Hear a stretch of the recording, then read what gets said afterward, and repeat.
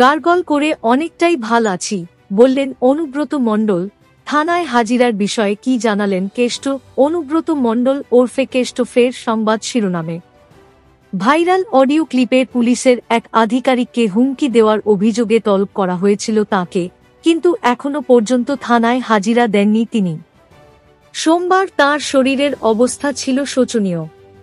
কাশি, জ্বর, গলা ব্যথা এবং নাক দিয়ে জল পড়া এসব অভিযোগ করে জানান পরিস্থিতি খারাপ হলে কোভিড টেস্ট করাবেন। কিন্তু মঙ্গলবার বিকেলে অনুব্রত জানান তিনি এখন অনেকটাই ভালো। তাঁর কথায় গার্গল করে গলা ব্যথা অনেকটাই কমেছে। কোভিড টেস্ট করায়নি। থানায় কবে যাবেন কেষ্ট?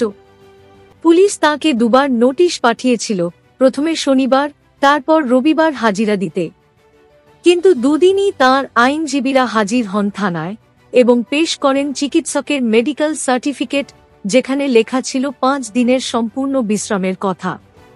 তবে এই মেডিকেল সার্টিফিকেট নিয়ে তৈরি হয়েছে নতুন বিতর্ক। জানা গিয়েছে শান্তিনিকেতন মেডিকেল কলেজ থেকে প্রাপ্ত সেই রিপোর্টের সই করেছেন ডা. হিটলার চৌধুরী, যিনি আবার রামপুরহাট 1-এর বিএমওএইচ। প্রশ্ন উঠেছে, সরকারি পদে থাকা অবস্থায় কিভাবে তিনি একটি বেসরকারি মেডিকেল কলেজে রোগী দেখলেন ও রিপোর্ট দিলেন। জেলা স্বাস্থ্য আধিকারিক শোভন দে জানান, সরকারি চিকিৎসকরা এভাবে সই করতে পারেন না। যদি রিপোর্ট আমার কাছে আসে তাহলে খতিয়ে দেখা হবে। অডিও ভাইরাল, ক্ষমা চেয়ে অনুব্রত। প্রথমে অনুব্রত দাবি করেছিলেন ভাইরাল অডিওতে শোনা গলা তাঁর নয়, কিন্তু পরে দলের চাপে নিঃশর্ত ক্ষমা চান এবং স্বীকার করেন সেই কণ্ঠস্বর তাঁরই। মঙ্গলবার ছিল তাঁর মেডিকেল ছুটির শেষ দিন।